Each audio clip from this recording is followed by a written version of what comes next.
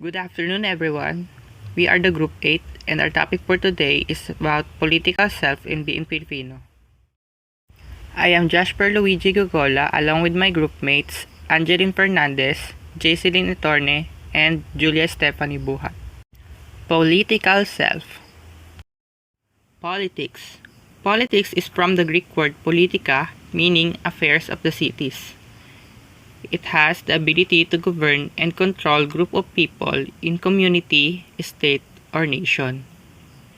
So kapag po usapan ay political self, palagi po siyang nakakonect sa politika.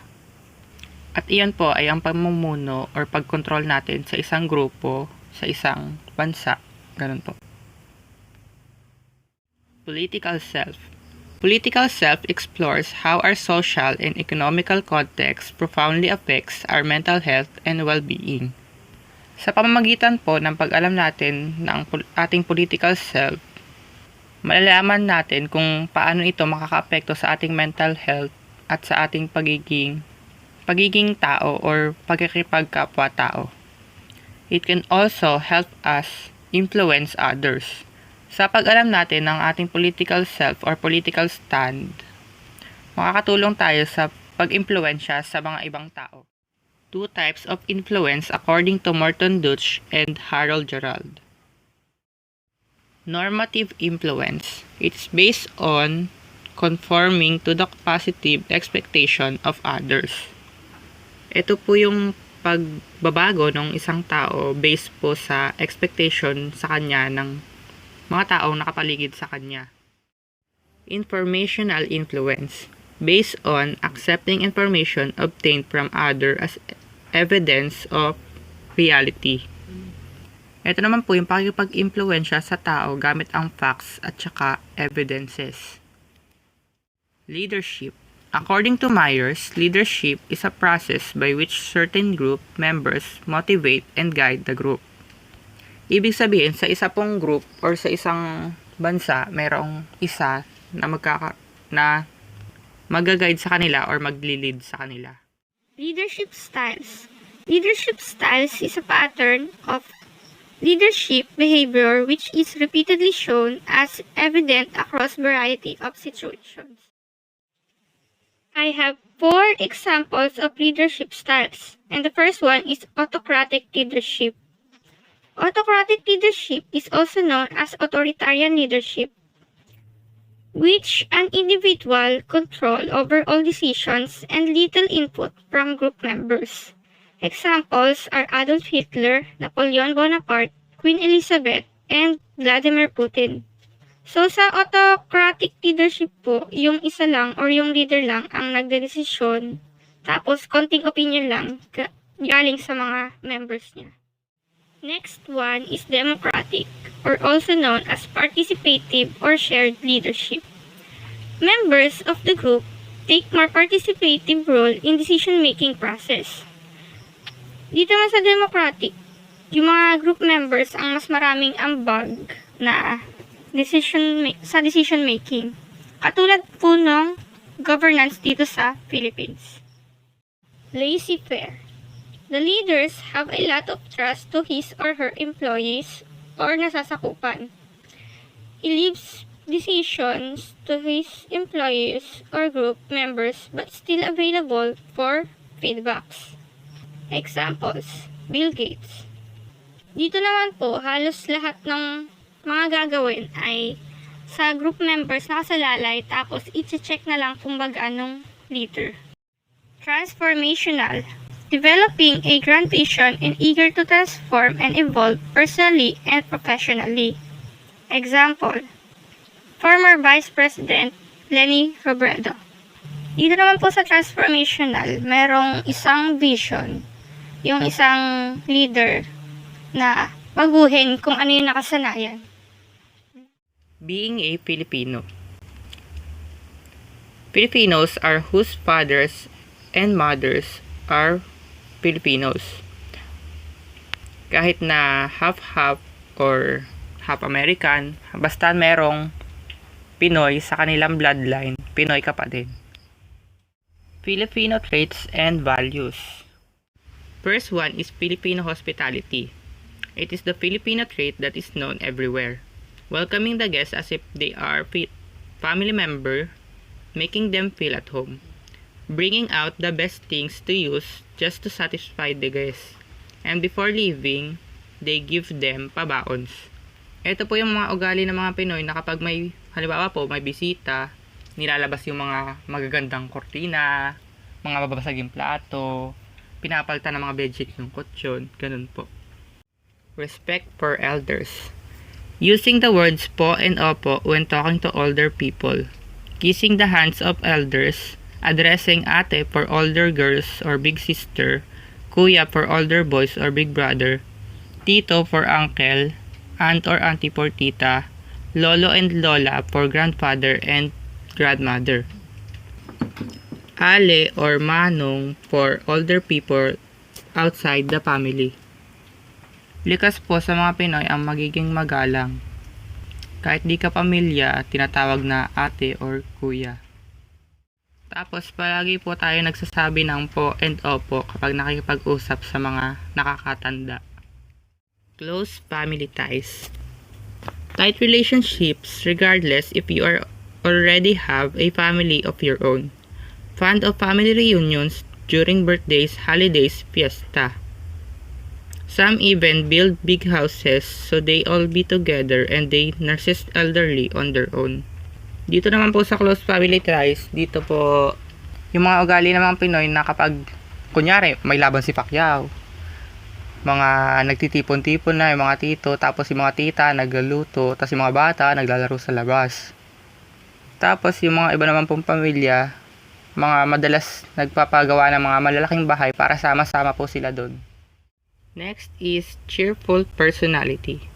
Filipinos smile a lot when they are happy, sometimes sad and or angry. Smiling is an coping strategy for them, especially in times of calamities. Filipinos are resilient and able to manage almost everything. Kilala po ang mga Pinoy na masayahin sa lahat ng pagkakataon. Meron pa nga po tayo nung Tagalog phrase na tawanan mo ang iyong problema. Parang ganun po. Self-sacrifice. Filipinos often go out of their way to extend help to their families, friends, and loved ones. Ibig sabihin po, yung mga Pinoy madalas hindi na iniisip yung kanilang sarili, makatulong lang sa kanilang mga pamilya, kaibigan, or mga minamahal sa buhay. Bayanihan. Bayanihan is spirit of communal unity and cooperation of Filipinos. It's also about giving without expecting something in return. Filipinos are always ready to share and help their friends, loved ones who are in need. May not be in monetary form but time and effort they give also count as form of help for them. Examples po nito ay yung katulad na simpleng pagtutulak ng jeep na stranded or pagdodonate sa mga nasalanta ng bagyo. Bahala na attitude is a Filipino version of famous line Hakuna Matata means no worries. The phrase is said to have originated from Bathala na where Bathala means God and the phrase means leaving everything into God's hand. Bahala na attitude is a socio-cultural value in the Philippines as well as a phrasing in Filipino language that is either said as expression of a fatalistic attitude towards life or as a determined one in challenging situation where things are risky and uncertain. Example, kapag inaaya kayo ng mga kaibigan, kaklase, sa isang lugar na di mo medyo gusto, magte-tend tayo na sabihin na bahala na. Kasi di natin alam kung ano yung possible na mangyari or kung papayagan ka ng magulang mo. Colonial mentality is regarded as the lack of patriotism and the attitude where Filipinos favor foreign products more than their own. This does not only concern goods but also the desire to look more foreign than local and keep up with the foreign beauty products or clothes, brands, and foods. Examples. Nowadays, we look up more onto Korean fashion, food, and K-pop idols more than our local. Ningas Kugong is a Filipino term for of flame, and kugon is a Filipino term for kogon grass that easily burns out after putting it onto flames. Ningas kogon is a pattern of behavior demonstrated by people who works on a project or challenge with zest and enthusiasm but never get to finish what they started. Example: it is when you start working on your homework but your friend invites you to hang out, but you ended up not finishing your assignment on time because you got along with them. And kapag nagawa kayo tapos may napanood kayong kahit onting clip tapos minsan naisip natin na pwede namang mamaya yun pero hanggang patagal hindi na natin natatapos yung dapat natin gawin. Kasi na-distract na tayo sa mga ginagawa pinapanood natin through phones or television. Pride, a quality of being reasonable or justifiable sense of one's worth or importance. When two parties are not in good terms, they find it hard to apologize and wait until the other one apologizes first. Yung mga tao po or mga Pinoy ay matataas po ang pride. Next is crab mentality. This is a toxic trait among Filipinos where one resents the achievement of another instead of feeling happy for that person. Just like crabs in a container, they pull each other down and ruin each other's reputation rather than bringing them up, resulting to no progress. Filipinos should change this troublesome attitude and focus more on their own inadequacies to improve oneself. Filipino time. When we say Filipino time, it is a Filipino bad habit which is caused by human mentality. It is a bad attitude where Filipino use the time irresponsibly. In this Filipino bad habit, people are minutes or hours late to the specified time of arrival.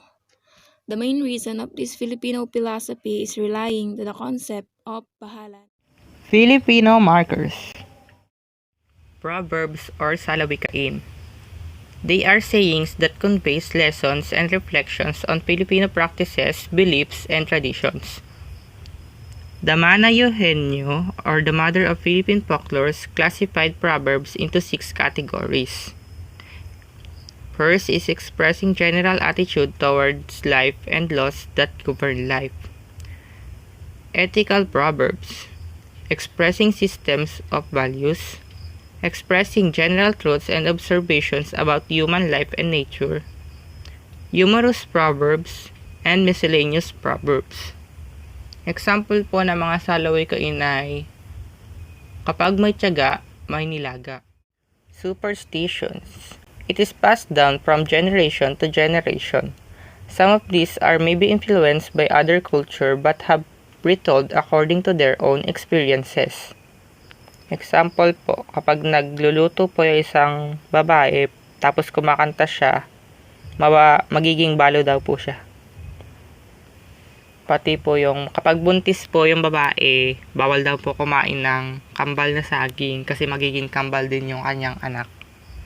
And marami pa pong mga superstitions or mga paniniwala pamahiin. Myth and legend.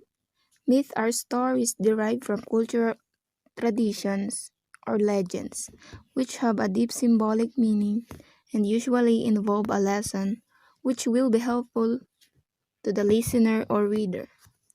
Legends are stories which are thought to be based on true events, but have developed fictional elements which have deep significance to the culture from which they originate.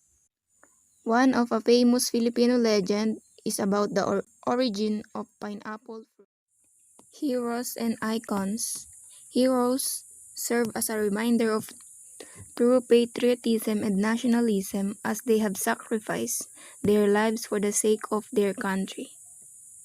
Every year we lend a whole day to celebrate our heroes, usually the last Monday of August, to remember their greatness, bravery, and resilience that has led to the freedom we know today. Famous Filipino icons such as Lea Salonga, Manny Pacquiao, and our very own national hero, Jose Rizal. They serve as important Filipino makers as they have made the Filipino name more pronounced worldwide through their own expertise. For our last topic, it is how to be a good Filipino. Number 1, be an active Filipino citizen. A good Filipino citizen is aware of the current events and participate in the government programs that aim for the country's progression and development. By, by simply exercising your right to vote, you also become an active citizen. When it comes to voting, the rich and the poor have equal voting rights. Every Filipino citizen of legal age have a chance in choosing the right leaders for the Philippines who are genuine in helping and caring for the Filipino people. Number 2, study the Philippine history. The road of the Philippine history is long and bloody, and by learning and fully understanding the events of the Philippine history, you will learn so much as to why it is so important for you to love your country with your life. Extend help to your fellow Filipinos in need and recognize abuse of the political power. Number 3, support local products. When you buy local products, you do not only support local manufacturers and businessmen, but you also help strengthen the local economy. The business owners will also invest within the country and are less likely to leave. Supporting our local products also displays our creativity, innovativeness, and resourcefulness. Number 4, speak the Filipino language. The history of the Filipino language was long and hard as the Philippine history. Jose Rizal highlighted the importance of speaking a national language as a way of displaying the love for one's country. Speaking Filipino also serves as a unique identifier of being a Filipino. It has been a decade-long debate whether to use a Filipino as the instructional language in school and to translate textbooks into Filipino. However, this is still not strictly imposed. And last, do not spread fake news and be democratic in engaging with dissent.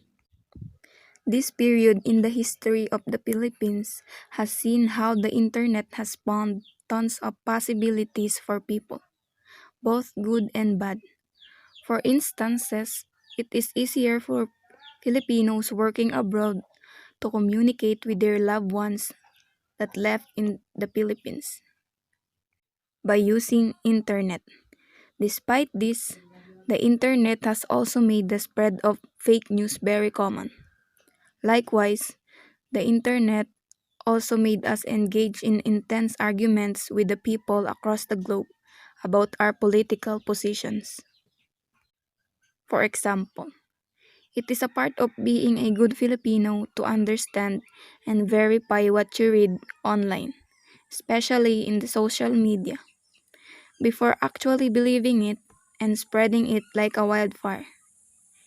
It is also the responsibility of every Filipino to recognize disagreement in political views, be tolerant, and argue intelligently without having to resort into name-calling people.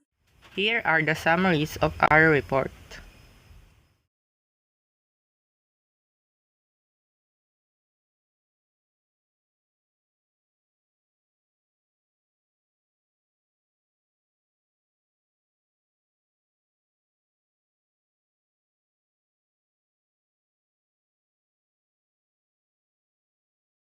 That could be all. Thank you for watching, and I hope you learned a lot from this report.